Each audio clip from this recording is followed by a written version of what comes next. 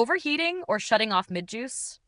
If your Ninja cold press juicer suddenly stops mid-use or feels hot to the touch, here's what it means and how to fix it safely. 1. Check for overuse. The motor is designed for short cycles. If you're running it too long without breaks, especially with dense produce, it may shut off to prevent overheating. Let it cool for at least 15 minutes before restarting. 2. Clear any internal blockage.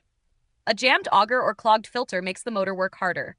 Remove the parts and look for buildup in the chamber or mesh. Use a soft brush to clean out pulp from hard-to-reach spots. I've linked the one I use below. It fits the grooves without damaging the filter. 3. Reduce feed amount. Feeding too much produce too quickly can overwhelm the system. Slow down the pace and use smaller chunks to avoid straining the motor.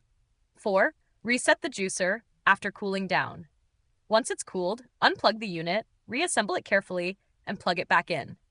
The internal safety system should reset automatically. If your juicer still won't restart after cooling and cleaning, contact Ninja support using the link in the description. And if you need a soft brush to keep the filter clear and prevent future strain, check the one I use below. It makes mid-juice cleaning way easier. Thanks for watching, and juice smarter.